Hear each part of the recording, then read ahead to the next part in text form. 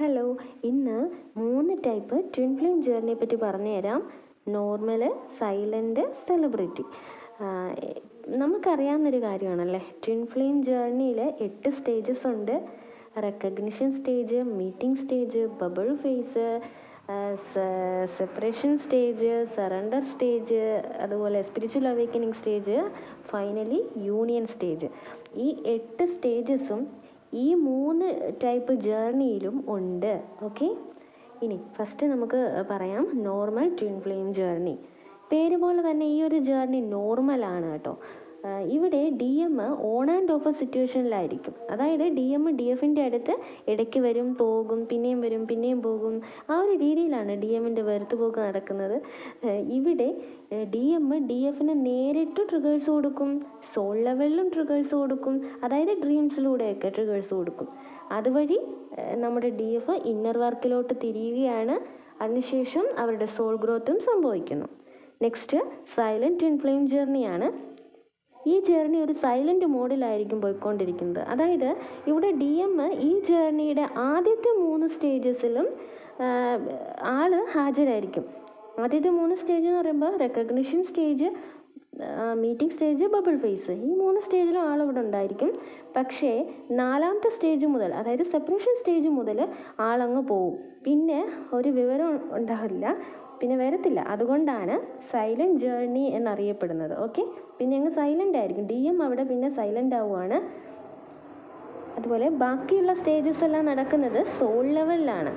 പിന്നെ അവരുടെ കമ്മ്യൂണിക്കേഷനും DFനുള്ള ട്രിഗേഴ്സും ഒക്കെ ഡ്രീംസിലൂടെയാണ് നടക്കുന്നത്. ഓക്കെ, അത് മനസ്സിലാക്കി DF അതെല്ലാം ഹീൽ ചെയ്തെടുക്കും. അവരുടെ സോൾ ഗ്രോത്തും അതുവഴി നടക്കുന്നു. ഇനി അടുത്തത് സെലിബ്രിറ്റി ട്വിൻ ഫ്ലെയിം ജേർണി. ഇവിടെ DM ഒരു സെലിബ്രിറ്റി ആയിരിക്കും കേട്ടോ. ഒരു സെലിബ്രിറ്റിയുടെ ലൈഫ് എങ്ങനെയായിരിക്കും നിങ്ങൾക്ക് അറിയാമല്ലോ. ലൈഫ് ഫുള്ള് തിരക്കായിരിക്കും അല്ലേ. ഇവിടെ ഈ ജേർണിയിൽ ഫുള്ള് DFനെ കാണത്തക്ക രീതിയിൽ DFൻ്റെ മുന്നിൽ പ്രസൻ്റ് ആയിരിക്കും. പക്ഷേ തൻ്റെ DFനെ അടുത്ത് കണ്ടാലും തിരിച്ചറിയില്ല, മൈൻഡ് ചെയ്യില്ല. DMനെ ഐഡൻറ്റിഫൈ ചെയ്യാൻ പറ്റും, പക്ഷേ തിരിച്ച് അങ്ങനെ വരില്ല. DF അങ്ങോട്ട് ചെന്നാലും സംസാരിക്കും, പക്ഷേ നീ എനിക്ക് പ്രിയപ്പെട്ടതാണ് എന്നുള്ള ഒരു മൈൻഡ് അവരത് പ്രകടിപ്പിച്ച് കാണിക്കില്ല, അവർക്കത് ഉണ്ടാകില്ല. പക്ഷേ അവരുടെ സോൾസ് തമ്മിൽ പരസ്പരം കമ്മ്യൂണിക്കേറ്റ് ചെയ്യുന്നു, സോൾസിനെ തമ്മിൽ അറിയാം. ഓക്കെ, പിന്നെ ഇവിടെ ട്രിഗേഴ്സും കാര്യങ്ങളൊക്കെ നേരിട്ടും ഉണ്ട്, സോഷ്യൽ മീഡിയ വഴിയുണ്ട്, കാരണം സെലിബ്രിറ്റി അല്ലേ. പിന്നെ ഡ്രീംസിലൂടെയും ഉണ്ട്. അപ്പോൾ ഇതിലൂടെയാണ് DFൻ്റെ സോൾ ഗ്രോത്തും നടക്കുന്നത്. അപ്പോൾ 3 ടൈപ്പ് ജേർണിയെ പറ്റി മനസ്സിലായല്ലോ. ഇനി ഇതിൽ നിന്ന് നമുക്ക് എന്ത് മനസ്സിലാക്കാം? ഏത് ടൈപ്പ് TF ജേർണി ആണെങ്കിലും ഈ 8 സ്റ്റേജസും അതിലുണ്ടാകും. ജേർണിയുടെ മെയിൻ ഉദ്ദേശം എന്ന് പറയുന്നത് DFൻ്റെയും DMൻ്റെയും സോൾ ഗ്രോത്ത് ആണ്. ഈ 3 ടൈപ്പിലും DM തൻ്റെ DFന് അവരുടെ ലൈഫിൽ ചലഞ്ചസ് കൊടുത്തുകൊണ്ട്, ട്രിഗേഴ്സ് കൊടുത്തുകൊണ്ട്, നെഗറ്റീവ് ഇമോഷൻസിനെ ഓരോന്നായി അവരെ കൊണ്ട് ഹീൽ ചെയ്യിച്ച് അവരെ സ്ട്രോങ് ആക്കുന്നു.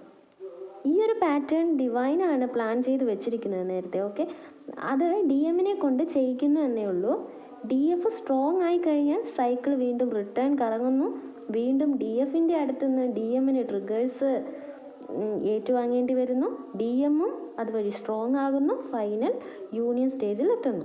അപ്പോൾ എന്തുകൊണ്ടാണ് പാർവതി മാതായെ ശക്തി എന്ന് വിളിക്കുന്നതെന്ന് നിങ്ങൾക്കിപ്പോൾ മനസ്സിലായില്ലേ?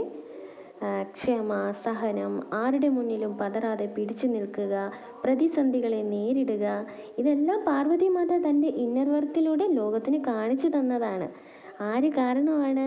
തൻ്റെ DM ആയ ശിവഭഗവാൻ കാരണമാണ്. അപ്പോൾ അവർ സ്ട്രോങ് തന്നെയല്ലേ, ശക്തി തന്നെയല്ലേ? ശരിക്കും ഈ ഒരു ജേർണിയെ മുന്നോട്ട് നയിക്കേണ്ട ആൾ DF തന്നെയാണ്. DF ആണ് ഈ ജേർണിയുടെ ഡ്രൈവർ. അതുകൊണ്ട് തന്നെയാണ് DFനെ ആദ്യമേ ഡിവൈൻ ഈ ജേർണിയിലൂടെ സ്ട്രോങ് ആക്കി മാറ്റുന്നത്. മനസ്സിലായോ? ഇനി നിങ്ങൾ ഏത് ടൈപ്പ് TF ജേർണിയിലാണെന്നും എനിക്ക് കമൻറ്റ് ഇടുവോ?